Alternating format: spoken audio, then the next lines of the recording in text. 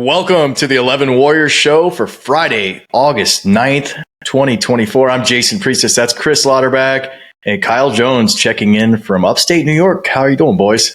Doing great, man. Football season continues to get closer. Yeah, right around the corner, man. I mean, let's talk about that here in a second, man. Got a big show. Camp updates, a lot of stuff to go over there. Jim Harbaugh gets hammered. We're going to talk about that. And Pitbull becomes the icon we all thought he was destined to become. And, that's fun. So, but man, what a season this year. I was thinking about this the other day. And I think so many crazy things have happened in the last year. It's easy to kind of lose track of all of it in totality, right? I mean, we're going to have the longest college football season ever. We start in 2 weeks, basically, with Florida State and Georgia Tech playing in Dublin, Ireland, and it goes till January 20th. That used to be a Super Bowl date, okay? So got a longest season ever. Massive realignment. Already a lot has been said about that, but the Pac-12 imploded. You got 15 schools that changed conferences. Big Ten becomes the first true coast-to-coast conference. Shout out to that new Maps commercial. The update's flawless, just a perfect commercial. Oklahoma and Texas to the SEC, obviously. Can't wait to see horns down all over the South because they will absolutely be horns down. They're not going to be as nice as Big 12 opposing fan bases. They're going to get horns down everywhere, and I can't wait to see that. Arizona State, Colorado, Utah go to the Big 12. And I've got to give the Big 12 a little love now because if we're thinking old school mindset, it's the most geographically sound conference. They're all right there. Their travel budget's got to be half of what the Big Ten's travel budget's going to be this season. So you got that. You got divisionless conferences now. And you're going to have scrambles. Those last weeks are going to be amazing because only two teams are going to be able to get in that game, and they're all going to be pushing to get in that game to get a higher seed or for some teams to make the postseason. And, of course, the 12-team CFP with multiple conferences getting multiple bids and Cinderella's getting their shot. I mean, Boise States of the world crashing the show. I can't wait for the season. I know a lot's been said about how maybe last year was the last season of college football, and I think this is the first real season of college football. I cannot wait for it. I think it's a great point. I think it's a good way to frame it. It's almost like just another era starting a college football. The whole divisionless scramble in the conferences, I think, is pretty interesting because you're going to have some of those teams. The Big Ten is, it's 100 teams or whatever it is, 102 teams in the Big Ten now, something like that. So you don't play everybody, right? So who are these teams that luck out with schedules? They're going to be kind of filtered toward the top of the conference standings, but may not even be ranked. Or if they are, they're going to be 19th. There's like a Rutgers, right? They don't play Ohio State, they don't play Oregon, they don't play Michigan, they don't play Penn State. I don't think they play Iowa. So, I mean, it's crazy. I mean, I don't think they play any of those teams, and those are arguably the top 5 or 6 teams in the the Big Ten preseason poll. So, I don't know how many others are like that in other conferences, but little things like that are going to be interesting to watch as the season evolves as well. Yeah, I just think it's great that we're going to play more football. There's going to be less of this sport that's decided by, no offense to anybody, but by media pollsters, by committees. We're going to get more of this sport decided on the field, and that's a good thing. Yes, there are player safety and travel concerns and all that stuff and TV contracts and yada, yada, yada, but we get more ball, we get more football, we get more of teams actually going out and playing each other. And I think the upside to that is, sure, we're not going to have very many more, or maybe never, an undefeated team. Just like in the NFL, you don't have an undefeated team. But that might lead to an era that we see very shortly where it's, let's go play 2 or 3 out of conference games that are legit. Yeah, we need one warm up, one tune up against, a MAC school to get things going. But yeah, we're not afraid to go play Florida State. We're not afraid to host Texas. We're not afraid to invite Utah to the shoe. And vice versa. We're not afraid to go to Rice-Eccles if we're Ohio State because it's better to play those games. There's not the fear of, hey, we'll miss the playoffs if we don't, but it's good for everybody. There's more football getting played that matters, and we get fewer games, hopefully, that are, that don't matter, that don't mean anything outside of those few fan bases. Great move for coach job security. One loss is not going to mean Ohio State fans will still be crazy. It's going to take a few years to adjust. Yeah, there's a couple schools where it still matters. And this is one of them. You're you can still get in the playoffs. Yeah, they lost, a tough road game. They can still get in, guys. But imagine a guy like James Franklin.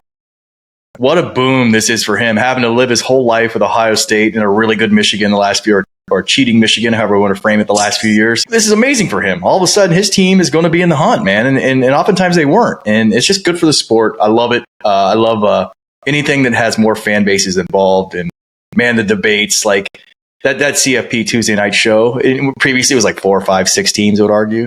There are fan bases from like 16 teams bitching at each other on Tuesday nights now. I can't wait for it. I cannot wait. It's what makes the sport so fun. Yeah. I mean, I think what I'm looking forward to the most is the first time we get a second, G5 team in that playoff mix. Where someone goes, yeah, Cincinnati, or the equivalent of a Cincinnati, let's say a Charlotte, let's say an App State, somebody like that, right? They earn the bid and they're clearly the best. But then there's also, hey, 12-0 Liberty is sitting here. You're really going to keep them out so that 9-3 Oklahoma can get in? That's a real debate. Yeah. And that's going to be fun, but that's going to be good stuff, especially when, we're going to see more and more of, remember when UC upset Georgia in that Peach Bowl, and it was just a G6 or, a New Year's 6 game. So nobody really noticed it that much, but now it's going to matter. Like, it's going to be a big deal because those games are going to happen when 9-3 Oklahoma loses to App State, that's going to be a huge deal. And we're going to get more of those. Yeah, we'll talk about more of this as the season goes. There's so many wrinkles, man. There's the whole game planning for multiple opponents instead of 1 or 2 now. It's just going to be great. Back closer to home here in Columbus, Ohio State's chugging along with fall camp. Yesterday, they had practice open to the media again. And, Day spoke after practice, all but said the quarterback competition is down to 2 guys now with Will Howard and Devin Brown. Day alluded to, Howard and Brown getting a little bit more of the lion's share of snaps with the first team offense. Day praised Howard, said he, taken some strides the last couple of practices, really taking control of the offense, put a lot of work in the summer. And Howard's emergence is kind of what our beat guys have noticed too, because first few practices when he got here, I think the consensus among, Dan Hope and Garrick Hodge and Andy Anders and the guys, the 11 Warriors to go to practice was he's all right, but, I haven't seen anything great yet. And I think the last few practices, the light's starting to click and he's getting it going. But what's that say to you guys? I mean, about Howard and his emergence? Are you a little bit more calm? Were you nervous before? I feel a little better from hearing some of that for sure. I guess I'm also not stunned in the sense of maybe why some of that is happening, because I feel like I get the impression Day is not trying to cheer him on or encourage him through the media. He's literally saying what he thinks about Howard's performance. And I think Kelly has kind of alluded to it as well, and it makes a ton of sense when you think about it. Like when you're saying, he's got more zip on his throws and that kind of thing. It's not like all of a sudden he got more arm strength. It's that he feels more confident with what he's doing, where he's going with the football, pre-snap reads, whatever, progression, all that stuff, right? So that when he's stepping into the throw, he's a little bit more confident in doing it, and therefore it looks like it's coming out of his hand faster or whatever, because it is, but it's why that it is what I think is the most important thing there. And that's what I'm glad to be hearing now as you get into this stage of camp is kind of why he's looking better. It's not some fluke thing where he's just hitting a few throws down the field now that he wasn't hitting before. It's kind of the why that is, why that's happening is what I think is important. Kyle, I see you nodding a little bit. What are you taking away from some of that? Yeah, I'm not surprised at all that he's emerged as a good player. I think you turn on the film with him, you saw talent. There's a dude in there, and guys that cover the Big 12 who I pay attention to, whose opinion I tend to respect. There's guys that follow the Big 12 pretty closely. They think he's a real Heisman candidate. They think put him in this offense surrounded by these talented playmakers, at the skill positions, there's a very real chance he's in that Heisman mix. They think he's got that skill set. And it's a weird situation where, Kansas State fans are as excited, if not more, about the guy who replaced him in Avery Johnson, but that's because he's a 4-3 guy who's going to run basically a single wing offense in Kansas State. That's not what Will Howard was. He can run the ball a little bit. It's just a fit thing. And I think that's okay to recognize that, he maybe wasn't the right fit for what K-State's going to be moving forward, but that doesn't mean that he's not good enough to be at Ohio State. And I think, it's one of those rare situations where both teams might get better. And, I'm not surprised at all to see a guy that really tore up Texas. Go watch that game, those highlights of the Texas K-State game last year. He ripped them up. And it was a day. So I'm not shocked to hear that a guy like that can come into Ohio State. It's going to take some time to learn Ryan Day's offense, to get synced up timing wise with those receivers, to learn all the protections, to learn all of everything and just get comfortable. It's not just the learning process and all of a sudden you're there. It's getting comfortable with those guys, feeling the rhythm with them, understanding the timing of those short throws. And so it was only a matter of time from my perspective before he really started to emerge this way. And I think Brown taking the second most snaps is not a shock given, look, we're getting closer and closer to game time. Like we said at the beginning, you've got to make sure your number 2 is ready. And yeah, there could be a world where Julian Sayin or Aaron Nolan emerge later in the year as the number 2. I'm not saying they won't, but you're not going to have a true freshman with the goals that are in place for this Ohio State team, with the amount of talent on this roster. If a true freshman's playing for Ohio State, something's gone wrong. Like something has gone horribly wrong at the quarterback position.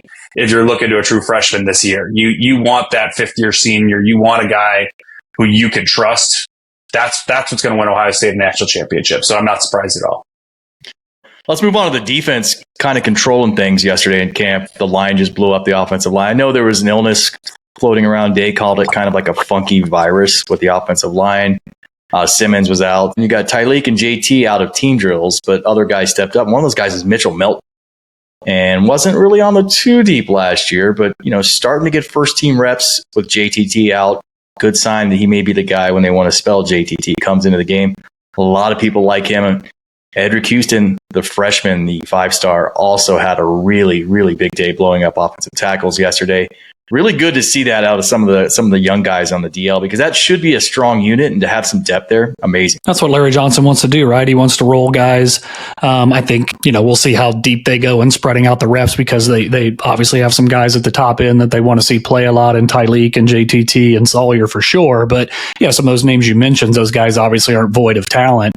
But to your point of them getting better of the offensive line, I mean, if Ohio State's line doesn't have all 5 of the starters, that's definitely what's going to happen, because Ohio State's offensive line doesn't have much depth, in my opinion, and the starting unit itself, even in some spots, you're hoping that they're going to take a step forward this year. So to me, I'm hoping that is a iron sharpens iron type scenario for this offensive line, so it can continue to gel.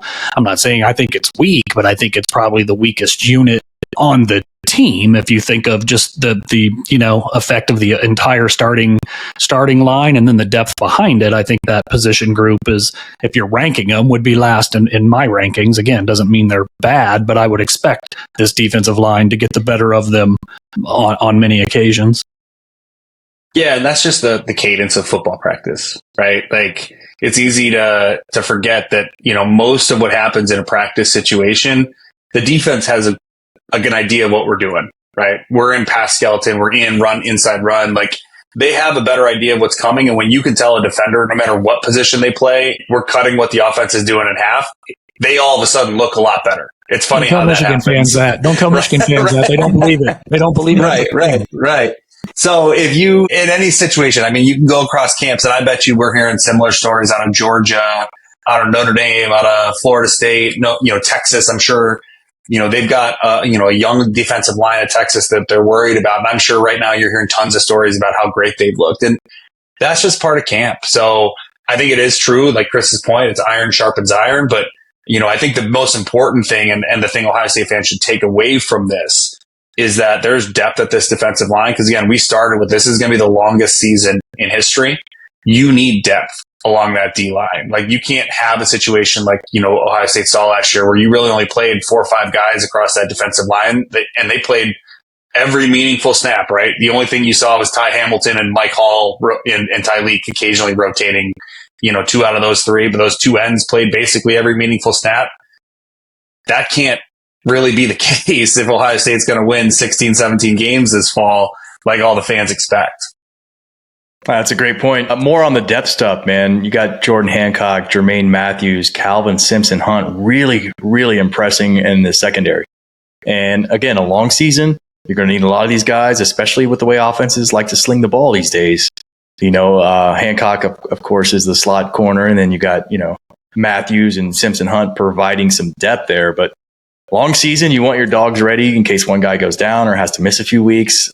Very, very important to have. And I'm so bullish right now on the secondary. Like, I'm excited. And I think that the secondary and the receivers going against each other nonstop, I think college football is in for some trouble this year from both those units, because they're both going to be elite. Well, and if this defensive line we just talked about is a step better or a hair better than they were last year, think about what that's going to do just to improve that secondary as well, right? It's a little bit less time you have to cover for, a little bit more time. Maybe the quarterback has to take his eyes away from what's downfield because he's worried about what's coming in his face, and then you've got those guys that are just sitting there ready to play. So yeah, I think we're all and anybody paying attention at all is bullish on Ohio State secondary. But I like what you said about the depth because it is a long season. We can say that about every position group. Yeah, Iggy and Denzel Burke, yeah, they're awesome. They're 1 and 2. There's no doubt they're the top 2 corners, but you don't want them playing 800 snaps if they don't have to, right? So knowing you obviously feel great about Jermaine Matthews, we know that.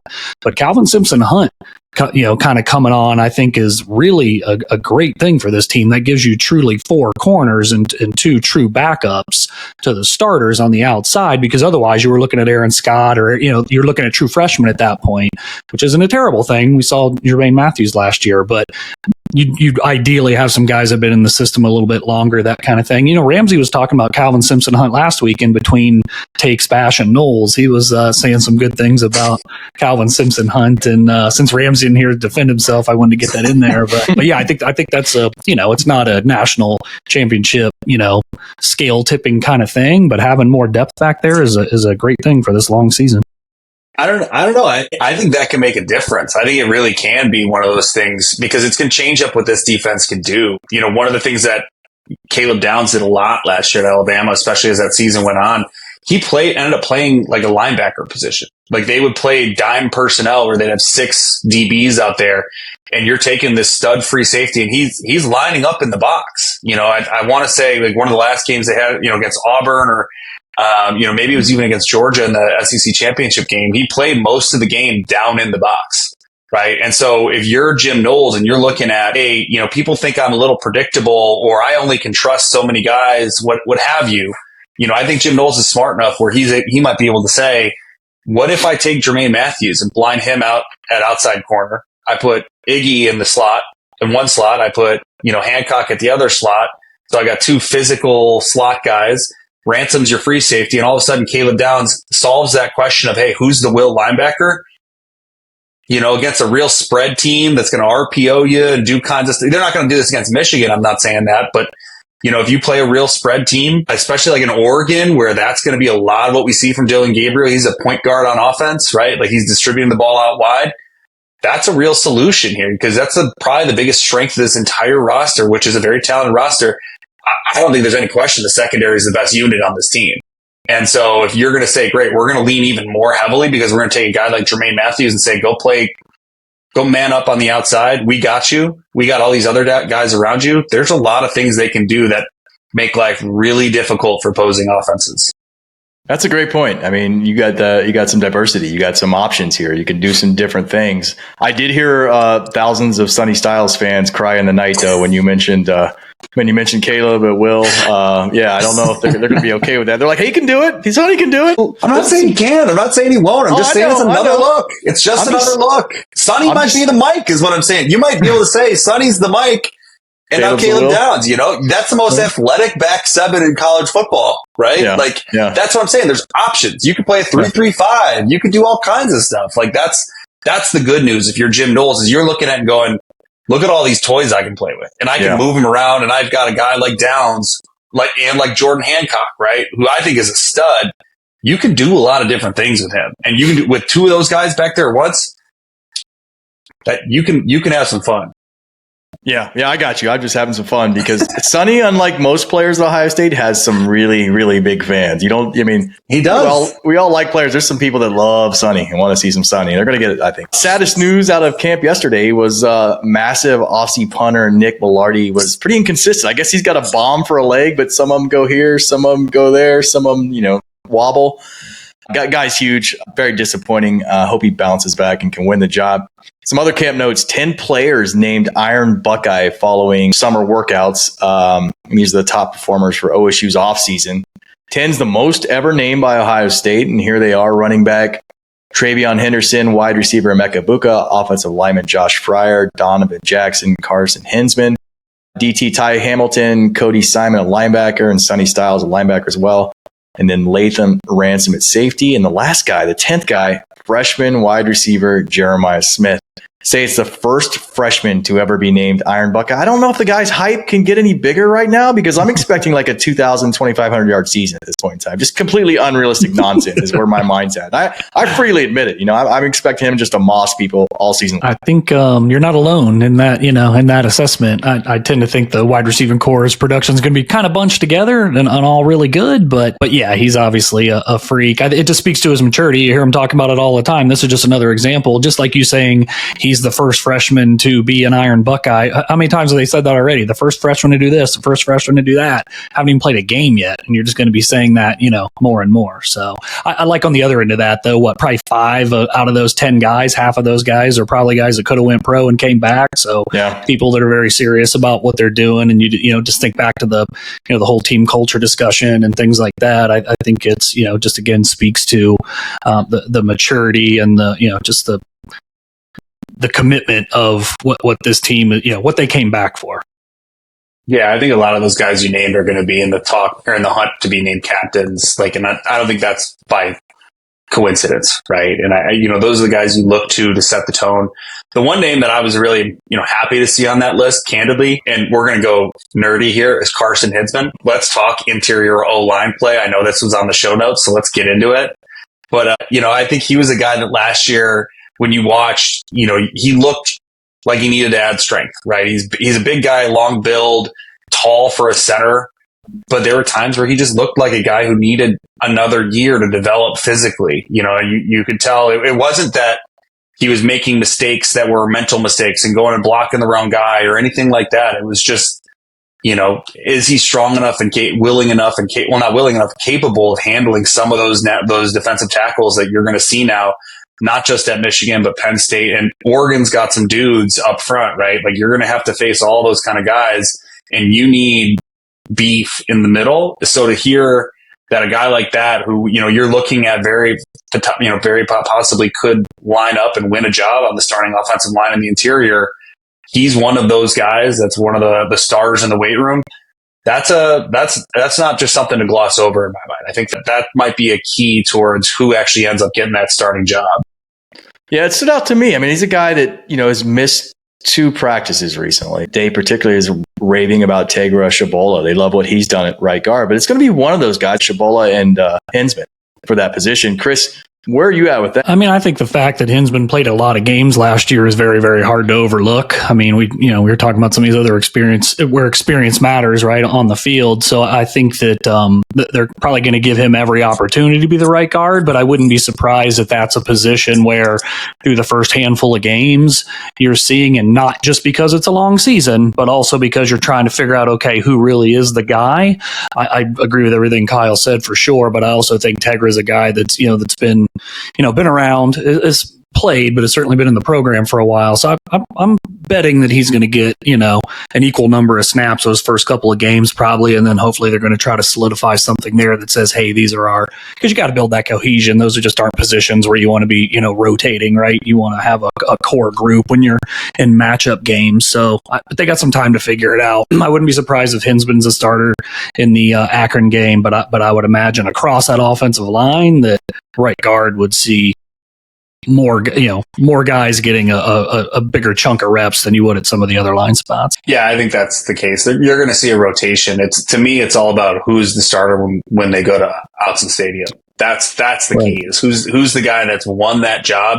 And I don't think that's going to be one of those things where Thursday before day gets up and goes, we've released the 2 deep, here's who's starting. I think we're going to know who's won that job, but I think that's when you know who it is. And at that point, there's no more rotating. At that point, we need that guy to be that guy. We need that combination, on the interior, whoever it is, McLaughlin at center, and, Donovan Jackson's obviously the left guard. I don't think that's up for debate, but, what does that right guard, what does that center combination look like? And you want them to develop that chemistry, not only with the center, but also with Josh Fryer. Fryer's going to look better the more consistent that person at right guard is. And all of a sudden, you're going to be able to say, hey, this entire unit looks better, versus why does Fryer look, lost in pass pro? Well, it's because the guy next to him's was not the same guy in the last possession. And that's not going to help. That's a great point, man. Watched a pretty good basketball game yesterday. The U.S. comes back from 17 down against Serbia. Always fun to see. Nothing better than rooting for your country. I got the hat on to kind of show my solidarity with the guys today. I'm watching more than I have in probably years past. Time zone is just such a big thing for me. I can't watch tape delayed anything sports wise. I can't help but already know what happened because of Twitter or whatever else. And I'd like the Olympics, but I'm not going to watch the 100-meter dash on tape delay because I know an American won kind of thing. I'll just catch it on, Twitter on highlights or something. But yeah, Simone Biles, obviously watched a good chunk of her. My daughter's into swimming, so I watched a little bit more of that. But the basketball is, definitely what I'll watch. I watched the France-Germany game yesterday. That was a great game, leading up to the USA-Serbia game. So yeah, I feel like I'm watching a little bit more than usual, but I really just feel like it's time zone dependent. If it's on when I'm awake, then there's there's a good chance I'll try to catch it.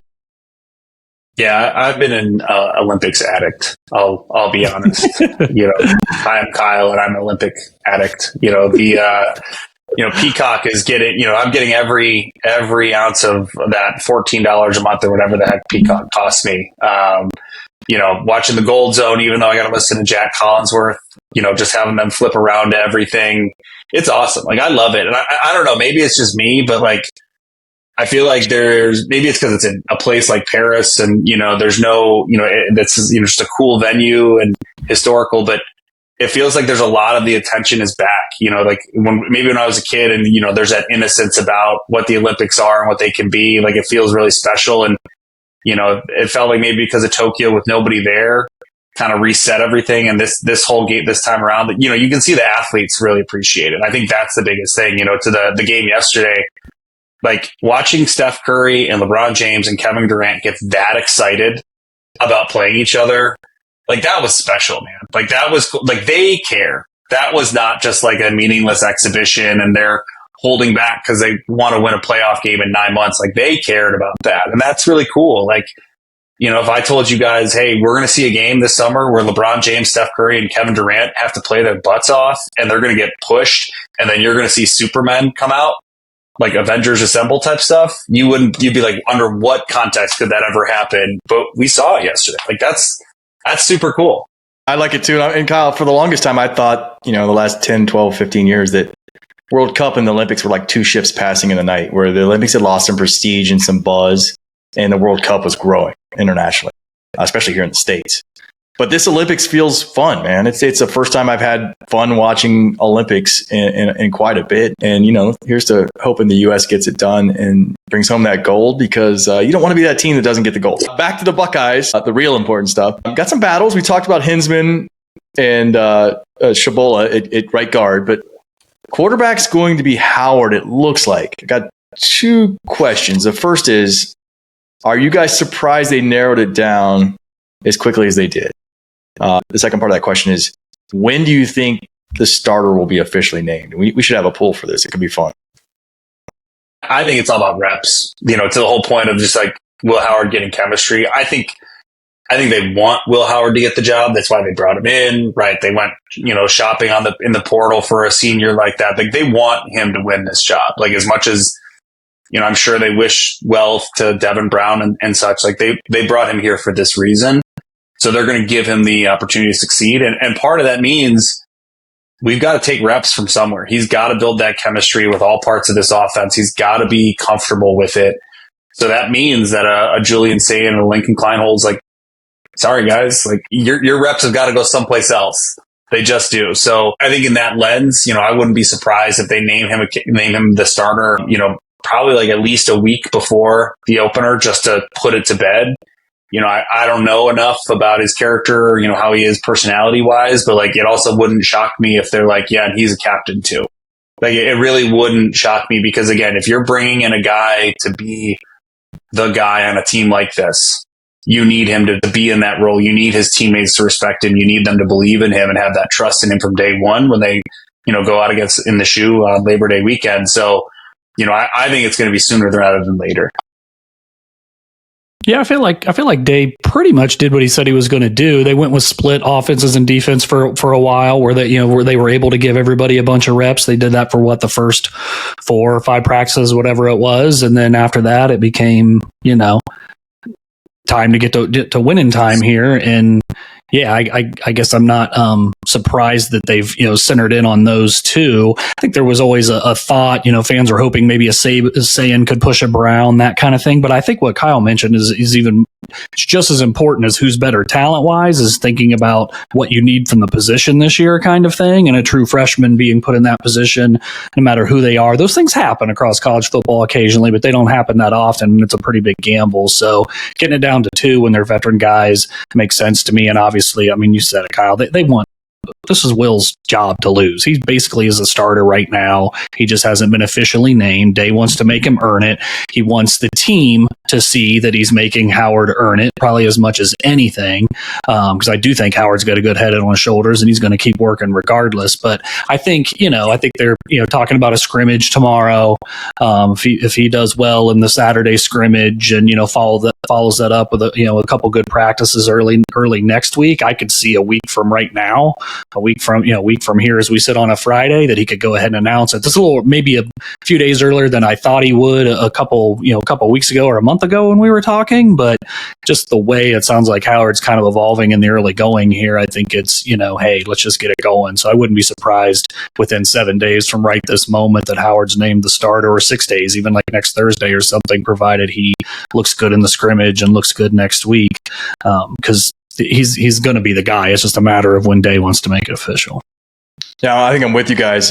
Chris, same with for me, man. I thought it would be a little later, but what we're hearing recently, like he's using words like taking control of the offense. And that was the phrase he used a lot last season. Taking control of the huddle. Yep. Yeah, because neither guy had done that last year, and he didn't really feel good about it last year. So I'm starting to hear things like that. And I do think we could hear something in the next 5 to 10 days in terms of Howard being the starter. And if that's the case, great. I've noticed something too. I think it's a tell with Day, and I'm not. This is my own theory, so take it for what it's worth. But I think he tends to gas up people he's hopeful about, but the guys he's more critical of, which specifically in his world is quarterbacks, he doesn't gas up as much. So when he gasses a quarterback up, it's legit.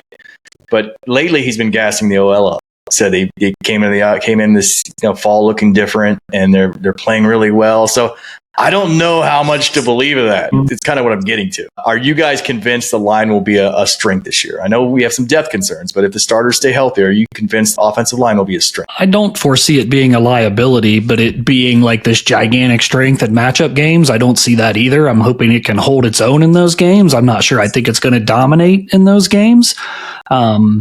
And that's assuming they're all healthy.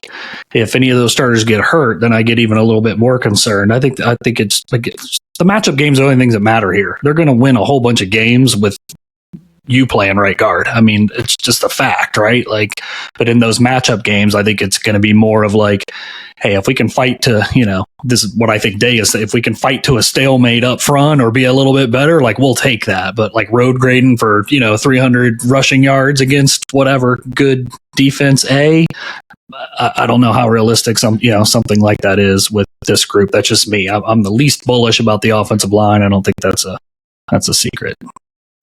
Yeah, I don't think they have the highest ceiling by any stretch of any of the position groups, but I think I'm a little bit more bullish than Chris is maybe.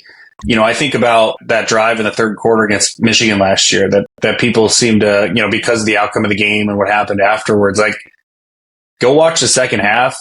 They pushed around that Michigan defensive line for an entire drive. I mean, and it was not tricks and gadgets. It was Donovan Jackson mashing. It was Carson Hinsman mashing. And against guys that are not easy to move around, right? Yeah. Mason Grant and Kenneth Grant, like guys like that, like they're capable of it. Like there's a reason NFL guys look at Donovan Jackson and go, we want him.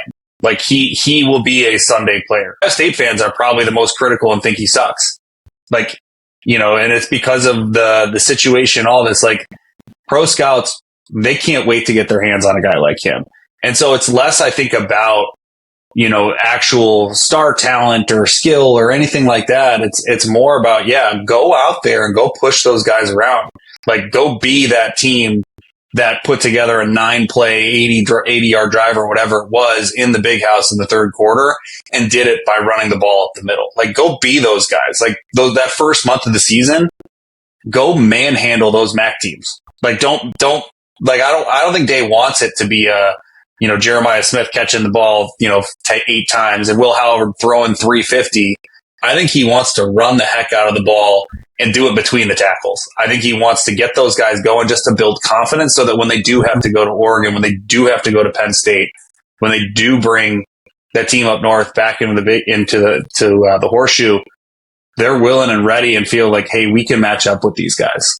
Yeah, and to be clear, sorry, just real quick, Donovan, Jack, you're not going to hear me say a bad thing about him. And I think Simmons down the stretch played really well, too. I think he had one penalty over the last 5 games or something like that. And no sacks. I mean, it was something like that, but he played really, really well. And I think McLaughlin's going to be fine, too. To me, it's just right guard and right tackle have to prove it to me. And I think if you get any injuries in the starting 5, I think that's a bad deal. You can say injuries are impactful for everybody. That's true. Yeah. But I don't think Ohio State's offensive line depth is anywhere near where they would want it to be. No, but I'll just say really quickly on that point, if I can, we talk about Luke Montgomery, they're playing him everywhere. And I mean, on one hand, you can say, hey, he's got to find a home, like a guy that was a big time recruit. You would think, hey, why hasn't he emerged as the right tackle, or why hasn't he won the right guard job? But he's getting reps at center. He's gotten reps at tackle. He's gotten reps at guard. There's a world to the point of, hey, there's an injury that you've got more options than I think maybe people, would like to think. And you've got a guy like him. And when you look at NFL teams, those guys exist for a reason. Guys that can, you hear about swing tackles in the NFL. I can play right or left. Maybe you're not as good as the starter, but you can play both. And I think there's going to be a game or two, I promise you, where somebody like a Luke Montgomery or a Tegra Shabola or somebody like that, a Carson Hinsman, whoever it is who doesn't win that initial job is going to have to play an important role in an important game, and maybe even playing a position that we don't expect them to play. I'm glad you brought up the Michigan drive, because for my money, that's the most impressive drive Michigan surrendered all season. And it was just bully ball, and it was fun to see. And I'm also optimistic that Chip's going to do some things to kind of make the OL do, maybe look better than it should in certain cases with some of his run calls and stuff like that. Let's do 3 quick hitter questions. We'll start with this one. Who leads the Buckeyes in rushing yards this season? I'll go first. I think it's Travion. And I say that because I don't think he'll lead in attempts.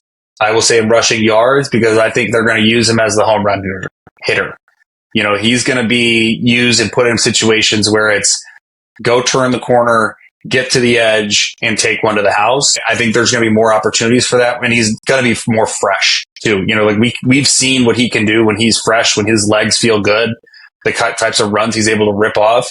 And so from that alone, I can just see him having a year where you're like, hey, Travion Henderson has 950 rushing yards, which isn't a lot, but he's averaging 7 yards a carry. How is that possible? Right. It's like those kinds of things where, Quinshon might be the one that gets more attempts.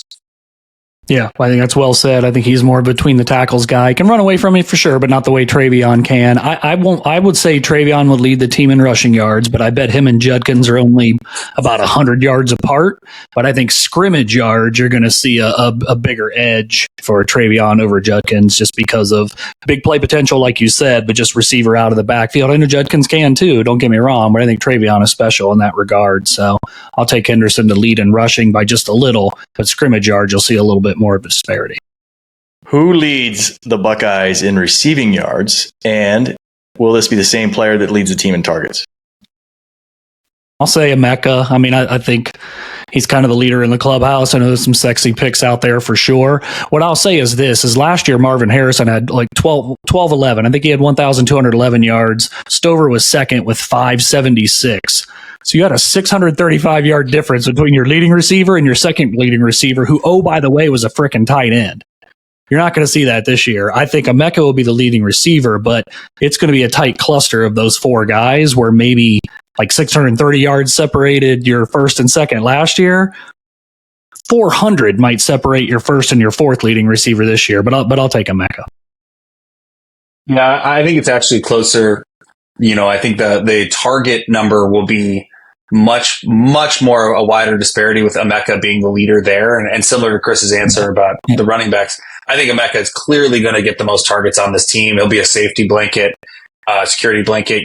He'll be the guy that Will Howard can very easily trust. Another guy that pro scouts can't wait to get their hands on and bring to an NFL camp because of just his passion, his ability to run routes. But I do think that in terms of the number of yards, I think Carnell Tate's going to have a huge year.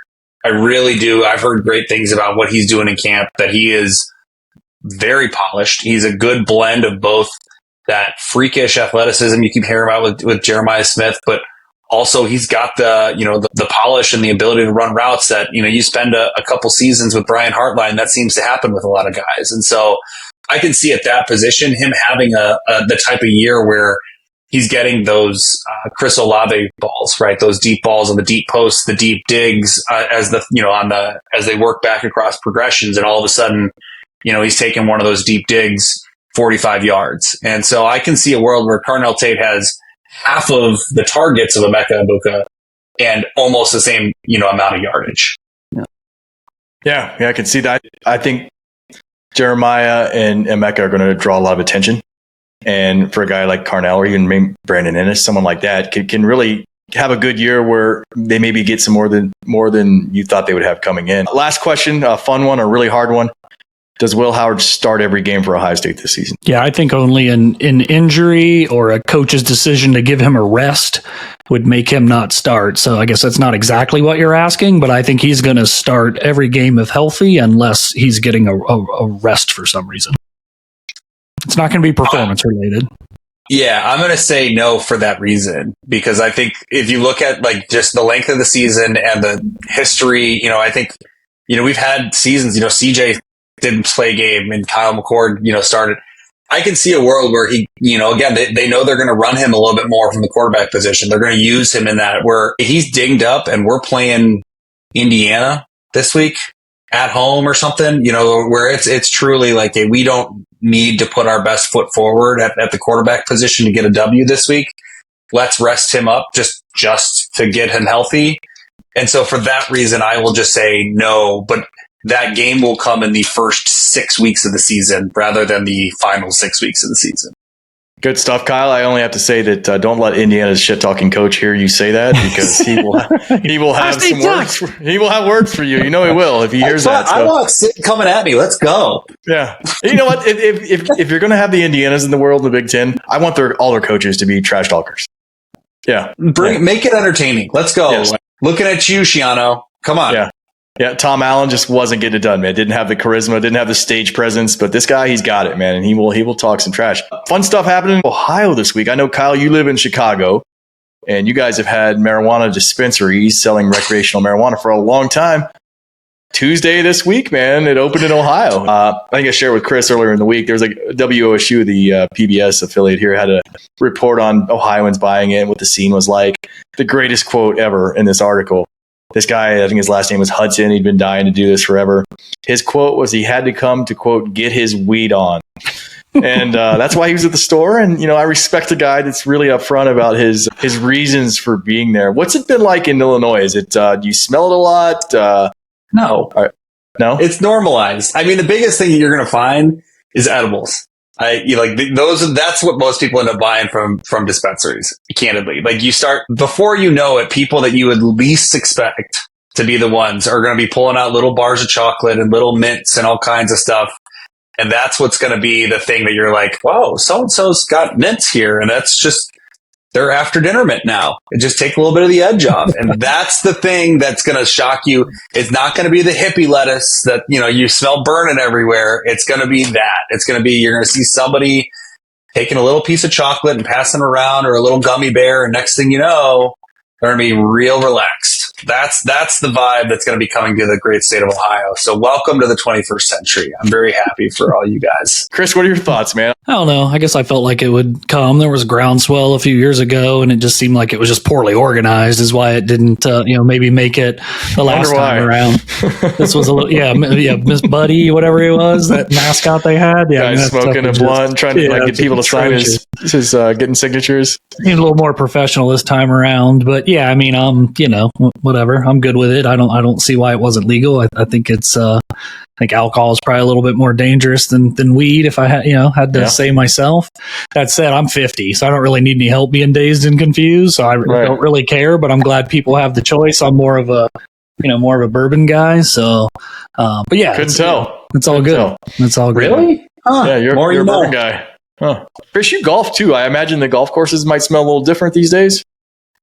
They could. I haven't noticed it. Yeah, I guess I haven't noticed it. You're open air, so I mean, I'm telling you guys, the edibles. That's another high, no pun intended, high volume place for the old edibles. So it's keep an eye out for those mints.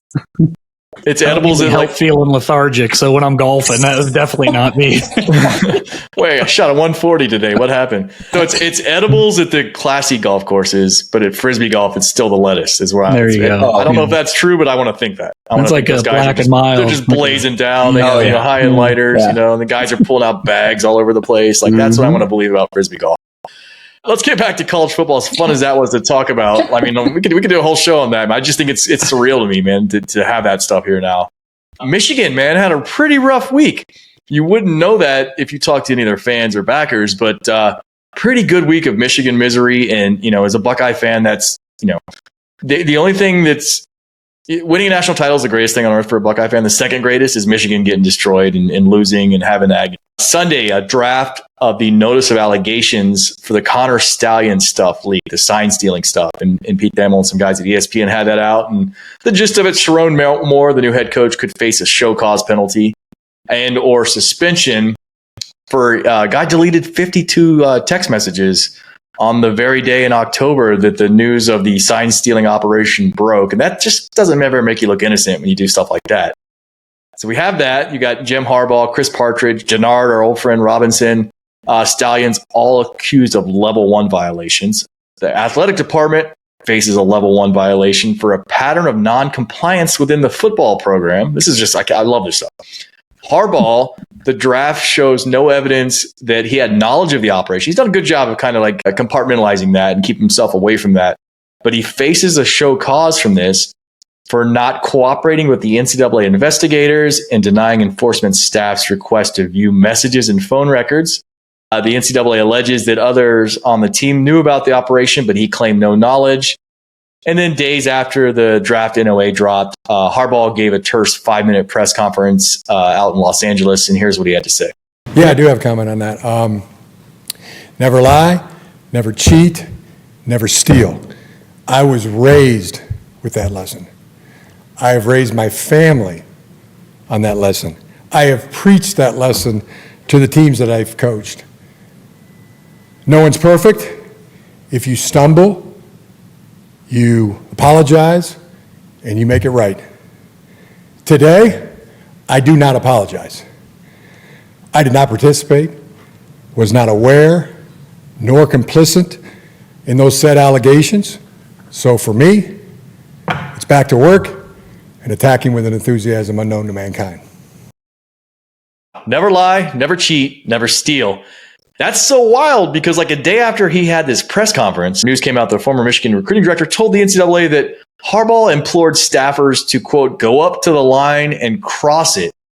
And that was the culture within the program. And some of this is, maybe the Stallion stuff. Some of that culture is, the recruiting violations from the COVID dead period. But I don't know, I don't know how to think about Harbaugh sometimes because he's either really innocent here or he's like the world's best liar and doesn't give a damn. And I'm going to opt for this second. I'm going to say he's the world's best liar and just gave a stage performance. Where are you guys on the whole thing and kind of his position with it? He's the David Koresh of college football. Ooh, that's a good one. He is. He's a David Koresh. He has these disciples that they won't give an inch on anything. Like all that stuff you listed, there's not one thing where a Harbaugh fan, Michigan fan would say, oh yeah, that part's bad. When Tressel got fired, did I like it? No. Did I understand why he got fired for lying to the NCAA? Yes, I understood that. And I'm a staunch Buckeye fan. These guys will not give an inch on anything that comes out of his mouth. He's the David Koresh of college football. I love that. It's unbelievable. I do think, as you guys know, I do know some folks in the fan base up north. And I think, yes, there are those disciples, but I do think that there are some people that are really legitimately upset that this is staining the integrity of the University of Michigan, because that is truly something that they believe exists and the leaders' best stuff, it's real to them. Yeah. And they all, like, they bought into that. Like, that's what they think they got with their degree. And so I do think some of them right now I know some of them are upset to see this stuff come to light. Like, they are not happy to see this stain on the beacon of integrity that is the University of Michigan in their eyes. And so, I think that they're also okay with coming back to earth a little bit if it meant how much fun last football season was for them. And, they don't have to deal with the punishments now because Harbaugh is not there anymore, and they can very easily wash their hands of it. And if they need to say he was a bad guy, they can say he's a bad guy now because we've moved on. But, nobody knows what the NCAA is going to do in this situation. I think that's the strange part about all this is kind of a gray area, and also in a sport that the NCAA has like the least amount of jurisdiction over. Like, they literally can't take away the CFP because they don't administer it. ESPN does. So, like, is ESPN going to suspend Michigan's national championship? No. So, like, it's all a little bit of it. It's fun for us, and it's fun to watch them squirm, and it's fun to watch, pretzel logic happen on Michigan message boards. But, I think reality is unfortunate. There's probably not much that's actually going to come from it other than a bunch of really angry rants on the internet. Yeah, I mean, I don't know. I want to believe there's more to it because if my team won a natty, and Harbaugh has some quotes on this, you want your natty to be above reproach. You don't want anyone to say, oh, Cam Newton, got paid to do this for you, or you guys are stealing signs, or you guys were breaking recruiting protocol during the COVID dead period. You want it to be. And for me, like, they can tell OSU fans to beat it, and that's going to be their instinct. And, natty can't hear you, whatever they want to say. And that's fine. I get that. But when you have Rutgers and Illinois and Indiana and Northwestern fans saying, you only beat us because you cheated. I mean, that's like a slow drip torture these people are going to have to endure for a long time. They just fall back on Charlie Baker, though. The disciples are just, Charlie Baker said it's fair and square. It's good enough for me. Yeah. Well, he shouldn't. I hear it from Michigan fans. That's the defense. Well, he got it. So Sunday, the draft of the NOA came out for the Stallion stuff. Wednesday, Harbaugh received a 4-year show cause. It's basically from the recruiting dead period stuff. NCAA determined his violations were level 2. They're not that big a deal. And these are, the things that Ohio State, not to this degree, but minor stuff that schools routinely report. Hey, we screwed up. This happened. They're like, okay. But these were level 2s, but quote, his unethical conduct and failure to cooperate with the membership's infraction process, specifically his provision of false or misleading information, is a level 1 violation. So they cranked that up. There was a level 2, and now you're level 1 because you lied. Okay. And he lied about it was just a cheeseburger. Yeah, you weren't supposed to do that. They hit him with that. He's going to have the 4-year. I mean, they're going to do what Tressel did, where he had to sit out 6 games when he got the job with the Colts because he had an NCAA show. So many things happened to that Tressel era team that just look antiquated and silly right now. It's enough to make you mad. Like these guys losing DeVere Posey, guys that got, cost him millions of dollars because they couldn't play that next year, couldn't get a bigger contract, had to go maybe play in the CFL more than they wanted to. It's infuriating. So I'm going to keep hammering on this, and their disciples can say whatever they want, but we're going to keep bringing it to light because there's a pattern. All right, this is a story, and this is how we're going to remember it of what happened to Jim Harbaugh in Ann Arbor. Right, lost 3+ games in each of his first 6 seasons with the Wolverines. Every year he lost at least 3 games. Okay, started 0-5 against Ohio State, and then ducked the Buckeyes during the COVID season. 19-20, one of those was the COVID seasons. His team's going to combine 11-8. I mean, that's not a great record, right? Michigan responds by cutting his pay in half and restructuring his contract. That one made big news. Everyone heard about that. What's he do? Immediately turns to cheating, approaching the line and going over it as he's telling staffers on multiple fronts, whether it's recruiting, sign stealing, whatever it takes. Leads his team back to relevance, back to the top. They get to cap it with the natty, and then he ejects before the NCAA brings the hammer down on him. Infuriating, and forever, that's who he's going to be to me. The guy that was getting his ass kicked had to cheat. Cheating got him where he wanted, but then he tarnished the school he loves so much, the institution he graduated from, the place he loves. I mean, what would Jim Beckler say? He's got Bo's got quotes about how the coach should know or a CEO should know everything, and Jim, reveres Bo. Thinks he's next to God. His word is next to God. What would Bo say if he found out what we're finding out right now? Bo's got his own skeletons. I don't think he says too much. He does. Yeah, I don't know if Bo's the right person to ask right He'd now. have been high and mighty Perhaps. once upon a time until that came crashing down. 1989 Bo, what would he say? Yeah, that's what I'm getting at. Not the one we were dealing Apparently with. Now. not much. That's what we've learned about 1989. That's a good one, man. Damn. Wow. Yeah, I mean, just I don't know. Every time, and their disciples can say this, or Charlie Baker that, or Natty, we won, blah blah blah, we bullied you, whatever, man. They cheated. They had to cheat because their coach was going to lose his job. It's witch hunt. They came after Harbaugh because he wanted players to get played, so they looked for a rule that nobody cares about, and they exposed him on it. Witch hunt. I mean, that's the logic. I mean, yes, I think you're exactly right. Is the thing that is probably going to hurt his legacy the most is the eject.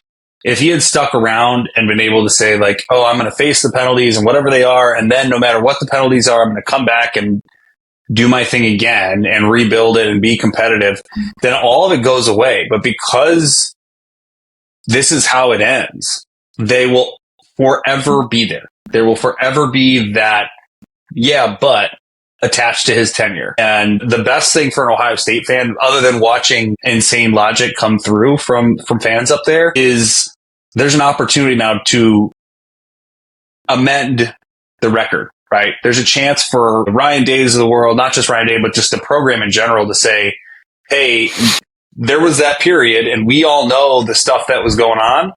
And out before that period, look what was happening. And look what happened after that period.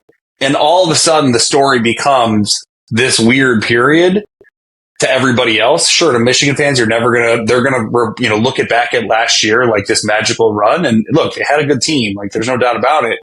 But the long-term narrative, and we think about great teams and great programs and all those things that we love about this sport, it's really the length. Like, we don't think about what's Nick Saban's best team? Like, I don't know. Like, we'd have to sit here and talk and think about it for a long time. What's Kirby Smart's best Georgia team? Like, that's the kind of thing that you're trying to build towards as a college football fan. That's the legacy. That's the type of thing you want to build towards. And if you're an Ohio State fan, you're in the opportunity now with a great team that by every measure should rectify what has happened over the last few years and leave it in the past and just think about what's ahead. And I think that that's the good thing for an Ohio State fan versus worrying about whatever penalties might come down or, however many weeks suspension or banners that don't get put up, whatever. It's the chance that in 10 years we'll look back at that period and go, yeah, we all know what happened, but what happened around it? And then there's always that upper hand. Yeah, that's a great point. I mean, a couple of funny things have popped out of this for me too is like, the meme where the guy's like sweating, he doesn't know which button to press. So that's the Ryan Day haters. And one side of the button says Michigan cheated, and the other button said Ryan Day is awful because he couldn't beat Michigan. And they're like panicking. They don't know what they want to hit right now. And like they're having a tough time. So I take a lot of pleasure out of that. And then the Astros, man, universally hated by the league. Correct. By every other franchise in the league. I think that's what's going to happen. Maybe not stretching wide in college football, but some powers will hate them. Washington fans, I guarantee you, hate them just as much as Buckeye fans do because they probably think they cost them a natty. Alabama fans can feel the same way. We talked about some of the Big Ten bottom feeders that can now go up to these guys and say, yeah, we probably would have won, but you guys cheated. And I'm good with that, man. If we can all rally together as a people and just keep hammering Michigan for like a decade or two straight, I think that's what really is going to bring the country together. As a society, we can be one. That's right, man. That's right. Other fun stuff, man. Ross Bjork said everything's on the table in terms of, sponsorships when it comes to Ohio Stadium naming rights, patches on the jerseys. Buckeyes have 36 sports, and I know it's very important to Ohio State to keep those funded in this new world. You guys hate it, love it, come to grips with it? Where are we at here? It's reality. I mean, you have to consider all those things. My question would be, even though both will probably happen down the road, what would you stomach easier, renaming Ohio Stadium or like patches, advertising patches on the uniform? Patches for me. I would name the stadium. There's already a Safe Flight logo on the field. Like, what else are you gonna? I don't know. To me, it's not a huge deal. As long as it's not one of these things like that stadium in Miami that's had 75 names in 30 years, like where they just sell it for 6 months and then it goes bankrupt to crypto.gov, or whatever it is. Yeah. And doesn't it depend on some level who that's like if it's dude wipes Ohio Stadium, you're cool. Right. No, that's my point. Is if you get like a legit, if it's like nationwide Ohio Stadium, like, fine. We'll be good. Yeah. So I think that's going to be fine. If it's progressive, like look at Progressive Field and like all these things.